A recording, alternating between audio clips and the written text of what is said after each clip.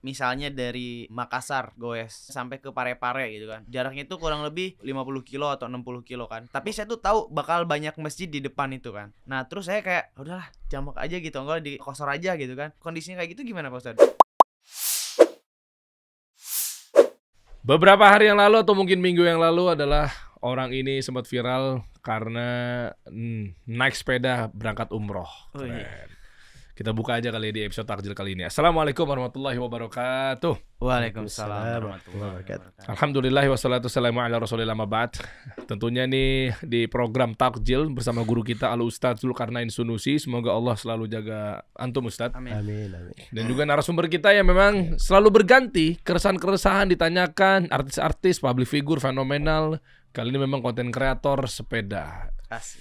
Jauh-jauh jalan ke Saudi, Aryami. Oke. Mantap. Jadi niatnya umroh atau ngonten sepeda nih? Iya. Nah, baru mulai. Ya sebelumnya terima kasih buat Pak Dery kasih solusi sama Pak Ustadz yang udah mengundang saya kembali ke sini. Ini berarti kali kedua saya Ya, betul. di sini ya. Iya dong. Ya kan sebelumnya pas baru pulang dari umroh langsung ke sini kan. Ini sekarang saya lagi perjalanan Kalimantan, rela-relain buat kasih solusi. Masya Allah. Lagi perjalanan Kalimantan. Jadi habis waktu ya terbuang dengan sia-sia atau? Makanya itu ini mencari seorang yang bisa mengisi hati gitu. Asik. Iya. Gimana bro? Lo mau nanya apa coba? Ya jadi Pak Ustadz, ini sebenarnya banyak yang mau ditanyain Pak Ustadz ya. Cuman kayaknya waktunya nggak cukup kan. Oke. Kalau ini bisa berapa puluh jam kayaknya. Iya lah, emang yang narasumber lo doang. Jadi kan ini kebetulan saya tuh kan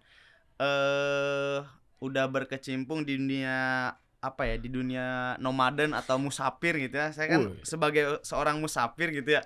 Karena udah kurang lebih 4 tahunan lah saya tuh emang hidup di jalanan terus gitu ya, jarang pulang ke rumah. Jadi dari kota ke kota, dari kabupaten ke kabupaten pindah-pindah. Nah, saya tuh mau nanyain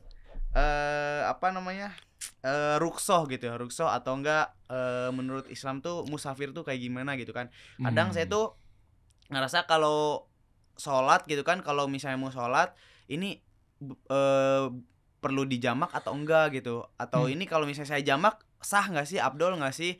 Nah takutnya dalam si musafir ini atau ruksoh ini tuh ada batas waktunya, misalnya kamu dapat pengecualian cuma 1 minggu misalnya, setelah itu mah nggak ada lagi gitu. Nah itu kategori ruksoh atau bisa sholat di jamak itu kayak gimana Pak Ustadz? Wah, mantap nih.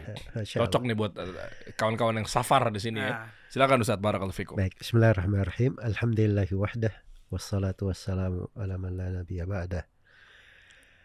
Jadi begini, safar itu salah satu keringanan ya, yang diberikan oleh Allah Subhanahu wa taala untuk kita semua. Boleh untuk mengqasar salat dan boleh juga untuk menjamak. Karena mengqasar itu di dalam Al-Quran diterangkan, wa idza darabatum fil ardi falaysa alaikum junahun an taqsuru minas shalah. Kalau kalian melakukan perjalanan di atas muka bumi, maka tidak ada masalah kalian bisa mengqasar salat kalian. Nah, jadi bahasanya itu perjalanan. Kemudian di menjamak, Nabi SAW melakukan jamak itu. Malah beliau kadang menjamak untuk sebuah keperluan, bukan safar malah. Bukan juga hujan, tapi karena ada keperluan. Dan itu boleh dilakukan kalau dipandang oleh kepala negara atau imam masjid yang ditunjuk oleh kepala negara. Ya, misalnya ada kondisi-kondisi tertentu. Karena itu dikatakan di dalam hadits Ibnu Abbas di riwayat Al-Bukhari dan Muslim, kana Nabi sallallahu alaihi wasallam yajma' baina as-salataini bil Madinah min ghairi udhrin wala matar. Adalah Nabi sallallahu alaihi wasallam beliau menjamak 2 salat di Madinah tanpa ada udzur dan tanpa ada hujan. Jadi kalau menjamak itu lebih lebih luas. Ya, jadi menjamak itu kan beda dengan mengqasar. Ya, mengqasar itu kan meringkas salat. Kalau menjamak menggabungkan. Ya, kalau kita musafir kemudian mau dijamak, diringkas sekaligus digabungkan kan begitu. Tapi kalau kita mukim bisa dijamak tapi tidak diqasar. Tetap waktu sholatnya. Misalnya kalau hujan kan, hujan kan boleh menjamah sholat di masjid kan. Jadi misalnya maghrib, isya, ya sholat maghrib dulu 3 rakaat, setelah itu langsung sholat isya 4 rakaat. Oh 4 bukan 2 ya Ustaz? Ya bukan, karena itu jamak ya jatuhnya. Ya itu menjamak, karena meringankan orang. Hujan deras kan, ke masjidnya bolak-balik, belum lagi basah hujan, diberi keringanan. Ya cuman kita di Indonesia ini karena sudah sangat familiar dengan hujan, kita anggap itu biasa-biasa aja. Tapi kalau di Arab sana, satu kali hujan, misalnya hujan deras gitu, mereka jamaah sholat tuh. Ya karena kadang saya pernah di tempat saya belajar dulu, kita nggak dapat hujan, tapi kita yang kebanjiran. Ya hujan itu di gunung tuh, turun, kita yang kebanjiran. Dapat alirannya dari atas tuh. Jadi gitu.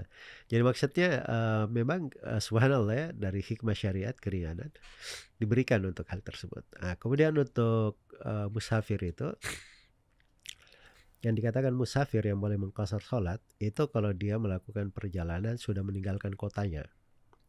Ya, dan jarak perjalanannya adalah jarak yang boleh untuk mengqashar.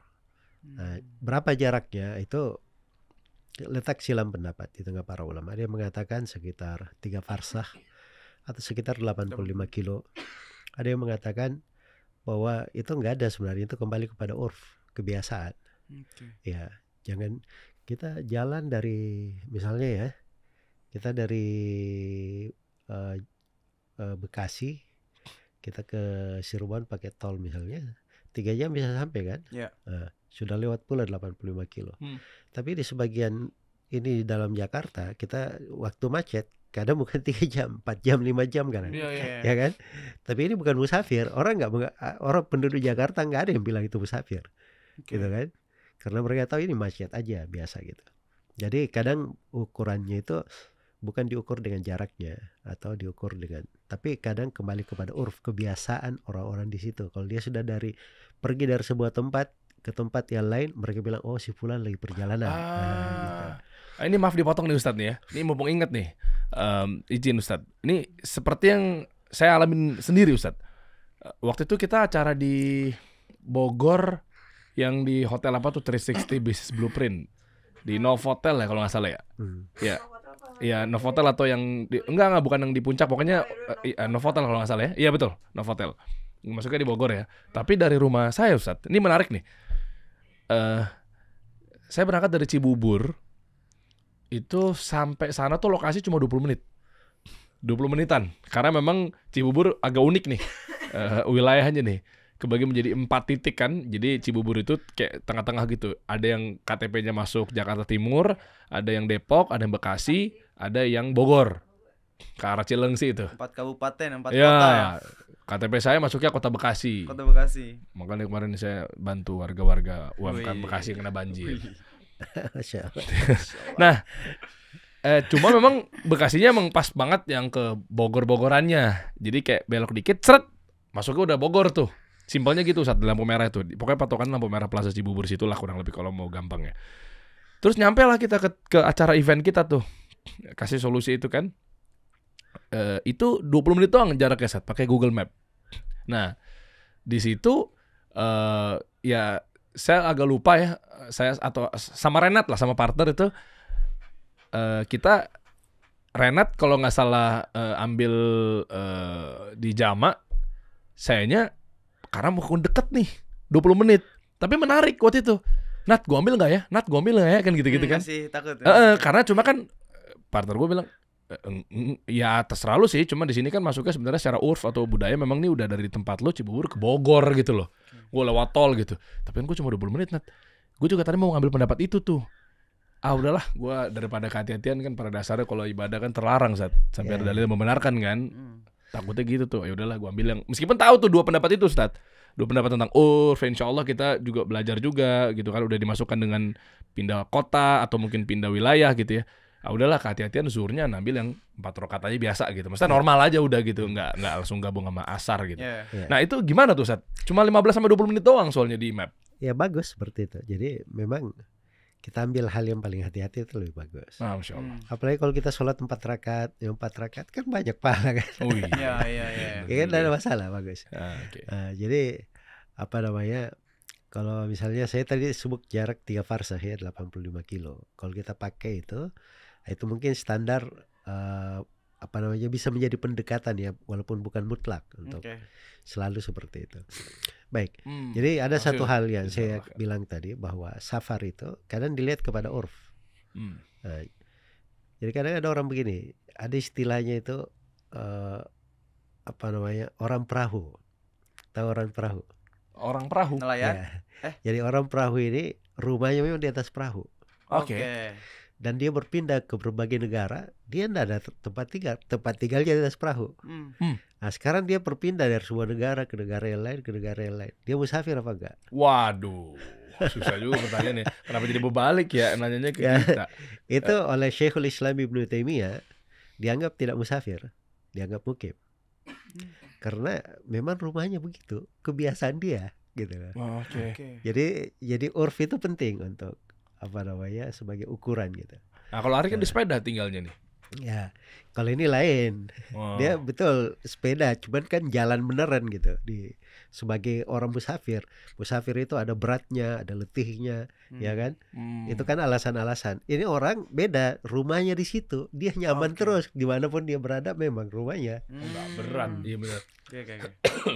Baik, jadi itu gambaran ya tentang musafir. Adapun berapa lama boleh dia mengqasar bagi seorang musafir, itu dibagi oleh para ulama antara bentuk safarnya. Jadi ada orang yang safar, dia jalan terus, nggak pernah singgah gitu, jalan terus.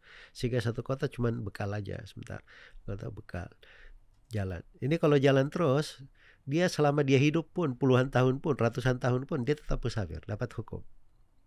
Dia boleh mengqasar dan menjamak sholat. Nah, ini seperti kalau di masa sekarang ya, sopir-sopir bus yang biasanya antar kota, memang kerjaannya gitu antar kota. Nah, ini tetap dihitung musafir. Ya, tapi kondisi yang kedua, kita safar ke sebuah tempat, tapi kita tahu berapa lama kita di tempat itu. Ya, atau kita, ini kondisi yang kedua ya, kita safar ke sebuah tempat. Di tempat tersebut kita ada dua kondisi lagi. Satu, kita tidak tahu berapa lama kita ke sana.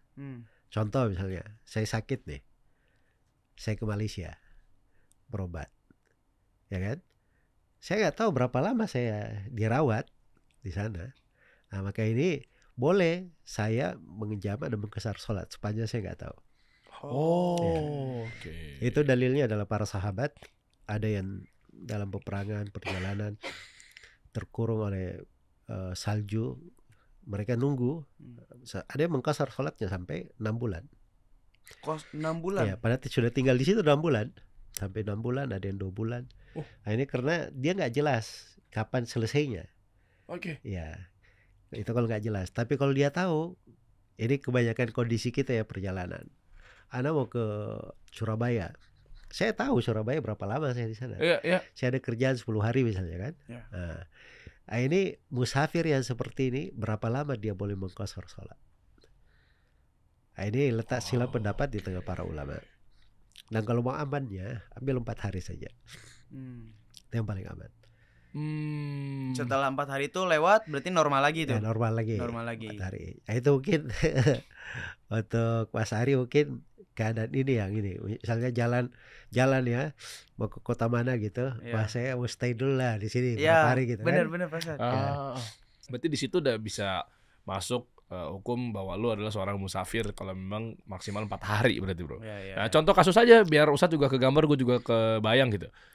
Yang lu lakuin berapa hari itu? Kayak lu Kalimantan gitu kan? Kalau udah lewat 3 hari sih, biasanya langsung normal lagi sholatnya. 3 hari sih malah saya. Takut soalnya kan, takut malah jadi nggak sah gitu kan. Itu gimana, Ustadz? Ya 4 hari yang paling sedikit itu yang ada pendapat para ulama 4 hari. Ada yang mengatakan lebih dari itu sampai Ibnu Abbas 16-17 hari. Cuman saya bilang tadi yang paling hati-hati kita ambil yang paling sedikit supaya paling aman kan. Nih kalau kondisinya kayak gini Pak Ustadz nih, saya kan misalnya dari Makassar goes misalnya sampai ke Parepare gitu kan. Jaraknya itu kurang lebih 50 kilo atau 60 kilo kan. Kalau misalnya Enggak lebih dong. ya misalnya contohnya 60 kilo gitu. Nah, terus kalau di apa kita pakai sepeda kurang lebih kalau jalannya naik turun itu bisa 6 jam gitu kan. Nah, dari Zuhur ke Asar itu kan berarti lewat bablas. Tapi saya tuh tahu bakal banyak masjid di depan itu kan. Nah, terus saya kayak apa ya? Kadang kan suka udahlah jamak aja gitu, enggak di kosor aja gitu kan. Jadi tapi saya tahu di depan tuh atau di 20 kilo ke depan, 30 kilo ke depan tuh bakal ada masjid gitu. Tapi saya kayak aduh malas nanti kalau berhenti lagi gitu. Udahlah, langsung aja sholatnya dilangsungin gitu, di jamak atau di kosor. Nah, kayak gitu kondisinya kayak gitu gimana Pak Ustad? Nggak ada masalah. Nggak ada masalah karena itu udah termasuk safar juga, musafir juga. Jadi safar itu kalau orang Makassar dia dari Makassar ke Parepare itu sudah dihitung musafir. Jadi kalau tanya mana si fulan, oh dia lagi perjalanan kemana, ke Parepare gitu. Oh itu beda kota ya berarti ya? Udah beda kota. Udah beda kota. Jadi kalau mau mengkosor itu memang keringanan Allah berikan, dan orang mengambil keringanan itu ada sudut kebaikannya juga. Innallaha ahabba an tu'tara rukhasuhu. Sungguhnya Allah itu cinta keringanan-keringanan yang Allah berikan kepada kita. Allah cinta keringanan itu kita lakukan. Oh. Dan dapat pahala juga katanya Pak Ustad. Ya makanya itu kan Allah beri keringanan gitu. Masa kita anda ambil keringanan? Bener. Waduh, alhamdulillah. Oh, Masya Allah. Ibaratnya masa kita nggak menghargai atas pemberian ya. Cuman memang kalau tadi ada sebagian hal yang kita perlu hati-hati. Saya kan sudah sebut tadi. Ya. Kalau ada beberapa pendapat kita ambil yang hati-hati. Oh, Masya Allah. Itu memang sudut di ilmu agama itu seperti itu. Dia agak fleksibel. Karena menguatkan, apalagi dalam beberapa pendapat itu ada sekitar 100 bentuk cara menguatkannya. Yaitu Oke. Ya makanya belajar ilmu agama itu gak bisa sembarangan. Ya ada cara berbicaranya, cara mengukurnya. Itu semuanya ilmu gitu. Masya Allah. Izin Ustaz dikit lagi mengenai safar ini. Mengenai keringanan tapi kita lakukan gitu kan, memanfaatkan atas pemberian dari Allah gitu. Mengenai fenomenal safar dalam kondisi di hari Jumat. Kan katanya boleh diganti sholat Jumatnya dengan zuhur. Tapi sementara mungkin kalau kita ketemu sama awam atau mungkin orang yang mungkin di sana, misalnya saya diundang ke acara, ke event-event tersebut gitu ya. Kadang kan gue mah Jumatan aja misalnya. Gue mah begini-begini aja. Sayang lah Jumatan gitu. Sementara mungkin kita pengennya ngegantinya ke sholat zuhur misalnya, karena mau mengincar keutamaan atau mungkin pemberian hadiah gitu ya. Rukhsah itu ya. Iya, apapun itulah. Nah, tingkatan pahalanya seperti apa Ustaz? Maksudnya kalau kita lakuin sama kita tidak lakuin gitu lah. Enggak, ini juga sih. Terutama Jumatan ya. Itu tergantung kepada kitanya aja. Jadi musafir itu kan dikatakan oleh Nabi SAW dalam hadits Abu Musa al-Asy'ari di riwayat Al-Bukhari, idza maridal abdu aw safar kutiba ma kana ya'maluhu muqiman sahihan. Apabila seorang hamba itu sakit atau melakukan perjalanan, apa yang amalan saleh yang biasa dia lakukan pada saat dia mukim, pada saat dia sehat, itu selalu tercatat untuk dia, tertulis untuknya. Ya misalnya nih, saya biasanya sholat sunnah kan, sholat sunnah rawatib. Begitu saya musafir, saya nggak bisa lakukan. Pahala sholat sunnah ini tetap tercatat pahala untuk kita. Itu dari kemurkaan Allah Subhanahu Wa Taala. Sama kalau sakit, ya kan? Lagi sakit, beri keringanan Allah berikan. Nggak usah paksakan diri untuk melakukan sholat sunnah. Sebab kalau kita sudah ada kebiasaan, nah itu kebiasaan kita itu tetap diberikan oleh Allah. Makanya kalau kita dalam keadaan sehat, dalam keadaan mukim, bikin kebiasaan yang bagus gitu. Supaya kalau musafir kita dapat banyak nikmat kan. Jadi itu pada dasarnya. Jadi kalau seperti itu kondisinya, ya memang misalnya kita tidak sholat Jumat ya karena kita musafir, kita dapat juga pahala Jumat itu karena kebiasaan kita pasti Jumat kan. Jadi tidak perlu dibebani diri untuk itu, kecuali kalau memang oke lah saya hari ini ada waktu luang, saya mau Jumat aja, nggak apa-apa, saya agak berat-berat sedikit. Ya sholat Jumat, tapi tidak boleh dijamak dengan asar. Karena Jumat itu nggak boleh dijamak dengan asar, yang boleh dijamak itu duhur dengan asar. Itu jadi mendingan zuhur aja sekalian gitu ya? Kalau duhur boleh. Oh, paham. Jadi bukan berarti bangun habis Jumatan, salam 2 rakaat, langsung lanjut 2 rakaat lagi untuk ngerjain sholat asar. Itu nggak bisa tuh Ustaz ya? Ya kalau kita ikut sholat Jumat ya. Tapi kalau kita nggak sholat Jumat, kita duhur, Nah, kita boleh menjamak duhur asar di hari Jumat, nggak apa-apa. Dua-dua. Ya, dua-dua. Rokatnya. Oh, mantap, clear. Oke, clear berarti. Siap, lanjut, Bro. Mau nanya apa lagi nih, Bro? Nah, aduh, tapi kalau ini kayaknya Kenapa pinggir jurang? enggak. Apa? Keresahan hati sih. Ya, kayak gimana? Gue mau denger. Enggak apa-apa. Aduh gimana ya? Bisa nggak ditopeng aja mukanya? Abang ada apa? Nggak, jadi gini, apa? Ustadz kan Wah, seru nih. kemarin tuh pulang dari Mekah kan, setelah umroh tuh. Ya, saya kan pengen nikah nih kan. Aduh bingung malu. Dapat calon orang Arab? Enggak.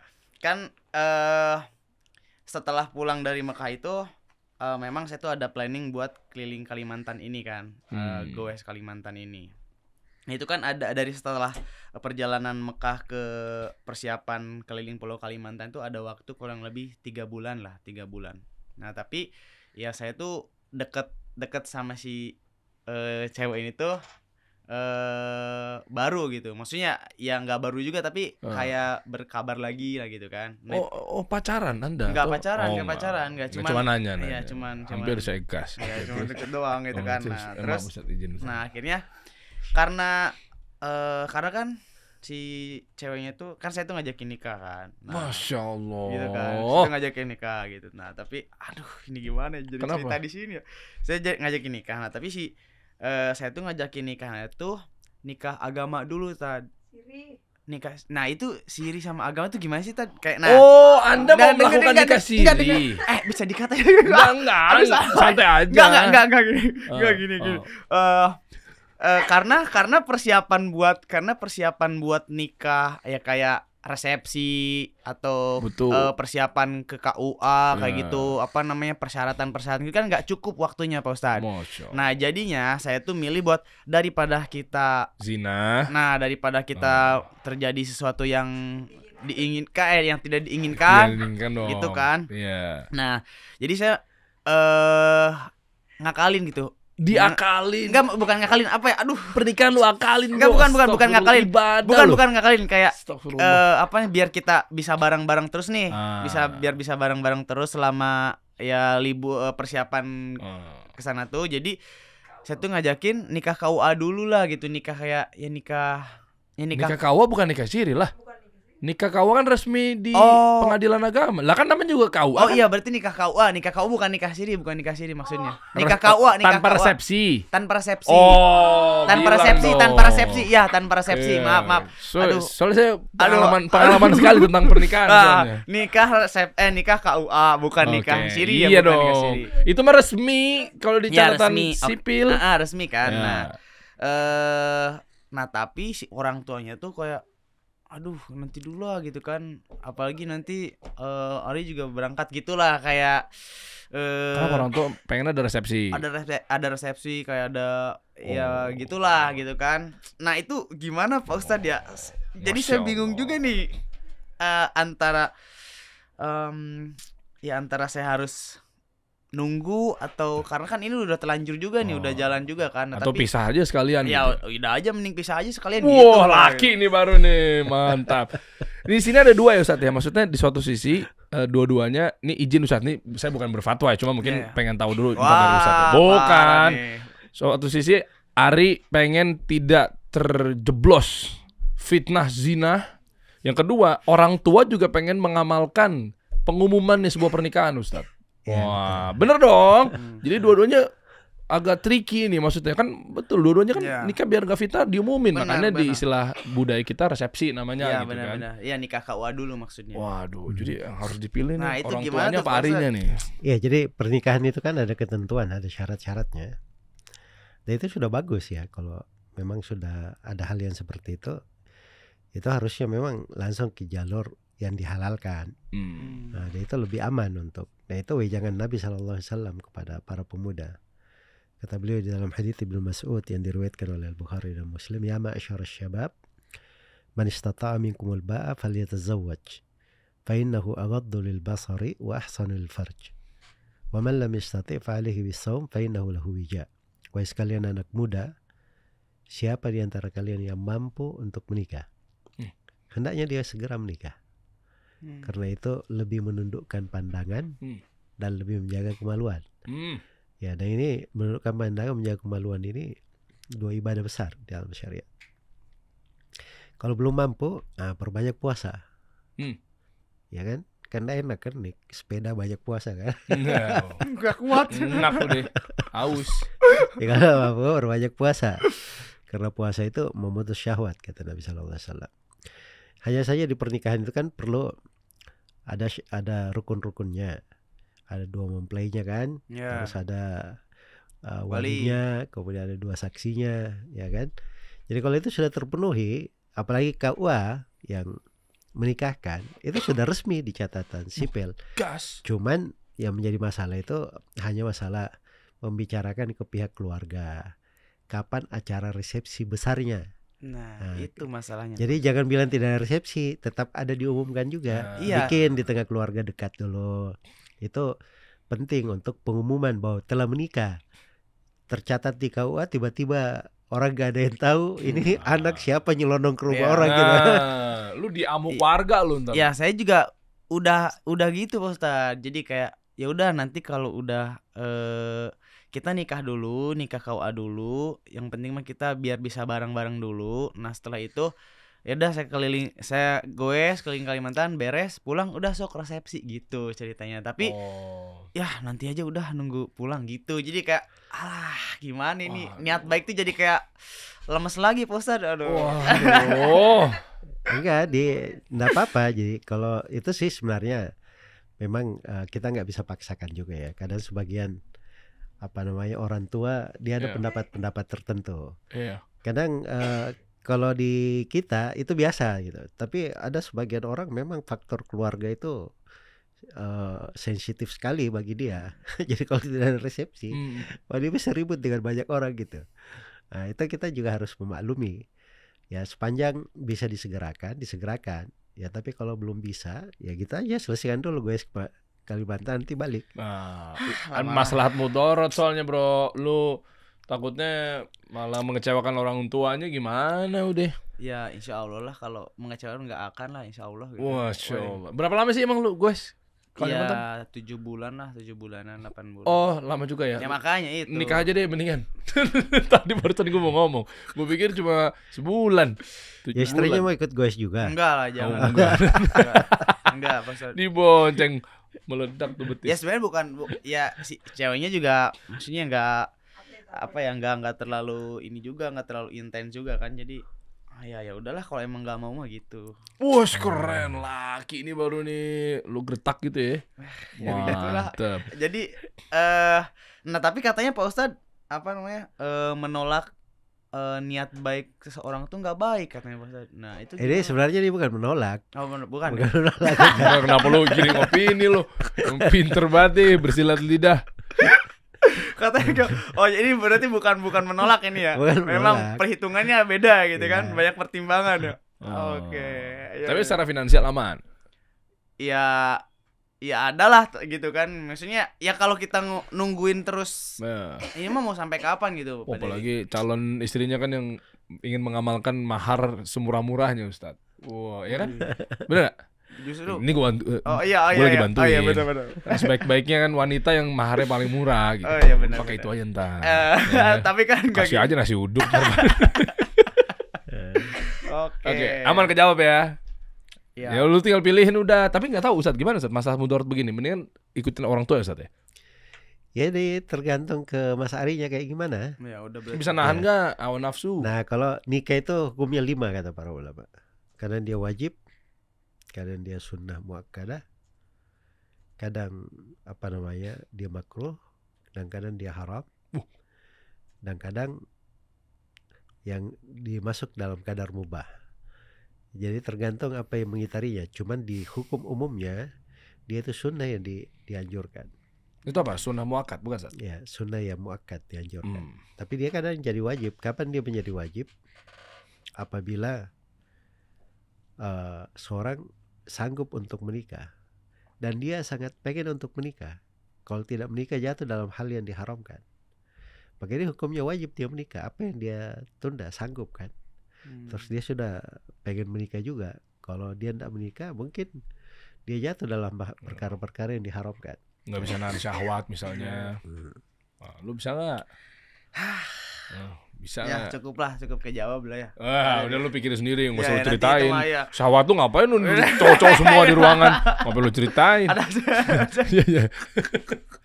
Tapi menarik. Coba lanjut lagi bro. Ini sebenarnya gue juga pengen coba senggol-senggol, tapi nggak tahu lu pengen juga ikutan membersamai pertanyaan gue ini apa enggak. Kayak misalnya kan lu kan ngonten ya, naik sepedahan gitu kan. Iya. Pengen umroh, nggak lepas dari konten-konten ngevlog gitu. Sebenarnya sempat juga sih, gue nggak usah sebutin lah, ada reaktif juga Ustadz dari konten kreator seberang lah. Dia bilang kayak, ini orang sekarang nih berangkat umroh sepedahan, kontenin, jalan kaki kontenin, sampai nyampe sana juga ngonten juga, sampai rame loh di pelataran Masjid Nabawi Ustadz, ada video klip, mereka pada bikin video klip, cewek-cewek, akhwati fillahi azani Allah wa iyyakum, hey anda. Nggak, maksudnya berlenggak-lenggok gitu Ustadz. Izin Ustadz ya, maksudnya kayak jadi bikin video klip band gitu loh. Astagfirullah. Gitu. Ya Ustadz mesti ntar aneh tontonin videonya deh. Nggak mau juga sih Ustadz pasti. Komen gue maksa ya. Gimana ya, lewat juga Ustadz masalahnya di FYP nih. Kok jadi kayak gini gitu loh. Ya, Masjid Nabi nih, Masya Allah. Mungkin nggak tahu loh, lu pengen juga nanya begitu nggak? Ya sebenarnya kalau orang yang niat umroh itu, ya itu bagus banget ya gitu kan. Ya apa namanya, itu mulia gitu kan, kita harus apresiasi kan, maksudnya orang jalan kaki gitu kan, pakai sepeda gitu kan, ya kita nggak tahu niatnya kayak gimana gitu kan, ya terlepas itu, itu masya Allah gitu kan. Kenapa lu jadi nyenengin diri sendiri? Enggak gitu, kayak begitu ya, pokoknya begitulah. Nah tapi memang kadang orang-orang tuh caranya tuh kurang tepat gitu, kurang tepat tuh karena dia tidak mempersiapkan apa namanya, ya persiapannya gitu kan, karena nanti banyak malah jadi mudorot kan. Yang jalan kaki tapi ya, dia ada sempat viral tuh ya, dia nggak ada paspor ternyata ya, udah jauh-jauh jalan kaki. Yang yang sepeda bawa anak kecil. Indonesia ke Saudi jalan kaki nggak pakai paspor, visa. Nah itu tuh ada yang nanya tuh orang Indonesia tuh, katanya udah ada paspor belum katanya. Nah ya terus gimana gitu kan, ya memang kalau udah di jalan mah udah rezeki mah udah dijamin sama Allah gitu kan, rezeki mah udah dijamin segalanya juga. Cuman ya kadang kita juga nggak setiap hari berharap sama manusia juga gitu kan. Nah, takutnya malah kita udah berharap dikecewain kan, malah jadi nggak bagus gitu kan. Nah jadi ya alangkah baiknya kalau ada yang mau melakukan perjalanan kayak gitu tuh, ya persiapkan dulu minimal dokumen lah gitu kan, minimal paspor gitu kan, minimal kita tahu dulu nih kayak gitu negara-negara yang bakal kita lewatin. Ya terlepas itu mah ya mereka mau umroh ya alhamdulillah syukur gitu kan. Nah, kayak gitu itu menyikapi kayak gitu gimana Sat? Perkontenan semangat betul, kita juga nggak boleh menjustifikasi hati orang ya, kita tahu. Gimana Ustaz? Ya jadi maksudnya dari dahulu itu kan orang pergi haji memang berjalan kaki. Kendaraannya paling unta, kuda kan gitu kan. Nah seperti di masa sekarang. Malah ada sebagian ulama itu dia keluar pergi menuntut ilmu, tiap langkahnya dihitung. Berapa banyak dia melangkah gitu. Tapi akhirnya begitu dia sudah banyak sekali langkahnya, wah kayaknya nih kerjaan aja nih. Ngitung-ngitungin, akhirnya ditinggalin ngitungnya. Padahal dulu dia hitung, supaya harapan dia agar supaya langkah-langkah saya ini saya bisa berpikir ibadah saya melangkah di jalan Allah ini sudah ada gitu. Itu kan niatnya orang beda-beda kan. Ya sekarang pergi umroh, oke lah bagus kan. Tapi ini kan santai di atas pesawat. Beda dengan orang yang pergi umroh naik sepeda misalnya, atau dia melangkah dan seterusnya. Kan ada hal yang diharapkan yang lain kan. Ya. Walaupun dari sudut kemudahan di masa sekarang itu kita ikuti prosedur yang umumnya orang pergi seperti itu. Itu lebih memudahkan. Lebih memudahkan untuk mereka sendiri, lebih memudahkan untuk negara kita juga. Ya bayangkan aja kalau semuanya pergi jalan kaki. Untuk pergi ini akan itu masalah-masalah tuh. Masuk dari sebuah negara ke negara yang lain. Baik, terus yang kedua, memang betul ya di persiapan itu harus disiapin bagi siapa yang ingin melakukan perjalanan. Sebab itu peraturan dari pemerintah kita. Nah kita jangan keluar dari apa-apa yang ditetapkan, diatur oleh pemerintah kita di dalam hal itu. Ya terkait masalah konten dan seterusnya. Nah, ini memang ada hal-hal yang berlebihan ya. Cuman kita kan tidak bicara masalah niat orang. Betul. Niat orang itu kata Nabi SAW, wa inni lam u'mar an unaqiba quluban nas. Saya ini tidak pernah diperintah untuk membelah hati-hati orang. Nah, Jadi beliau hanya menghukum yang zahir saja. Padahal yang zahir yang kita lihat memang ada yang berlebihan gitu. Yang berlebihan ini nggak benar. Apalagi kalau memang bikin konten yang nggak bagus di depan masjid, itu kan kesana untuk ibadah, bukan untuk joget-joget di depan masjid. Bukan untuk bikin konten. Ya konten kan bisa di tempat lain. Ya ini hal-hal yang seperti ini kadang sifatnya berlebihan dan bisa menjatuhkan ke dalam dosa. Ya, dan kadang kita juga sering baca ya bahwa pihak Saudi itu menegur sejumlah negara itu gara-gara hal yang seperti itu. Ya, jadi itu nggak bagus juga ya, nggak mengharumkan nama bangsa lah untuk hal yang seperti itu. Baik. Jadi seorang kalau dia dalam ibadah disempurnakan ibadahnya. Ibadah itu kadang sebelum ibadah dipersiapkan, dia berniat yang baik, berlaku tulus, berbekal kalau itu perlu bekal. Begitu ibadahnya dia lakukan ibadah itu dengan ikhlas sesuai dengan sunnah Nabi SAW, berusaha untuk maksimal sempurna. Kemudian setelah ibadahnya itu jangan dia rusak dengan hal-hal yang bisa menghancurkan ibadah. Misalnya dia ria, dia pamer, dia ini dan seterusnya. Nah, ini kadang nggak dipelihara sama sejumlah dari umat Islam, tidak memperhatikan hal yang seperti ini. Padahal itu krusial sekali dalam kesempurnaan ibadah. Ya, barakallahu fikum. Oh, Masya Allah, barakallah. Berarti memang hati ya, susah juga ya dinilainya. Tapi kalau memang niatnya ingin mengagungkan, bagaimana Ustaz? Meskipun kita juga nggak menghakimi niatnya seseorang tersebut gitu, kayak atau mungkin dia belum tahu, awam, berlenggak-lenggok, kayak bikin video klip gitu apa segala macam di pelataran. Tapi karena memang ini adalah bentuk mengagungkan, karena wah, Masya Allah gitu ya. Mengagungkan mungkin berbanyak sholat gitu kali di situ ya, harusnya ya. Itu gimana Ustaz? Itu bertentangan dengan antara perbuatan dan niat, itu bertentangan namanya. Nggak nyambung ya? Ya nggak nyambung. Jadi perbuatan itu harus diukur sesuai dengan apa yang selayaknya. Apalagi ini tempat-tempat penting bagi umat Islam diagungkan oleh Allah. Dan Allah Subhanahu wa taala berfirman, "Dzalika wa may yu'azzim sya'airallah fa innaha min taqwal qulub." Demikian ketentuan Allah, barang siapa yang mengagungkan simbol-simbol Allah, maka itu berasal dari ketakwaan di dalam hati. Ya, kalau bilang pengagungan terus begitu perbuatannya, itu berarti ada sesuatu di dalam hatinya yang tidak benar.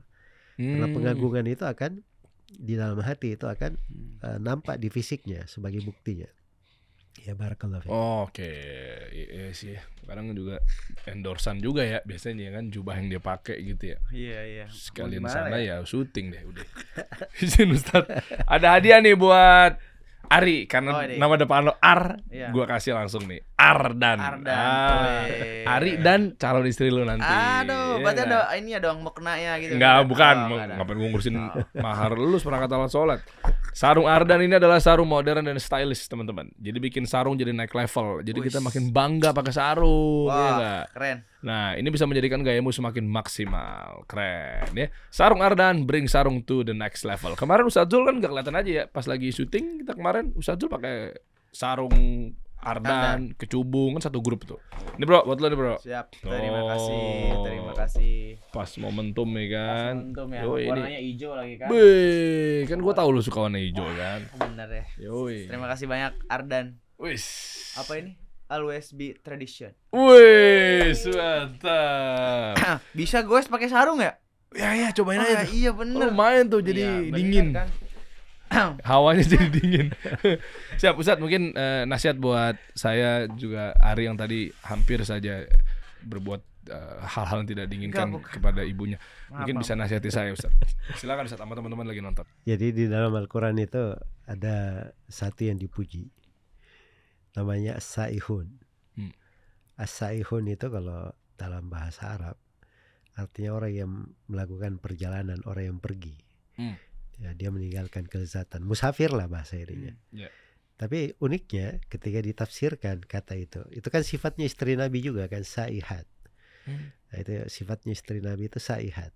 Jadi ketika ditafsirkan, ada menafsirkan saihat itu orang yang rajin berpuasa. Ada yang menafsirkan itu para penuntut ilmu. Dan ada yang menafsirkan perjalanan hati kepada Allah. Ya, subhanallah. Jadi itu perjalanan di dunia itu sebenarnya mengingatkan akan perjalanan di akhirat. Nah, dan itu dari hikmah puasa.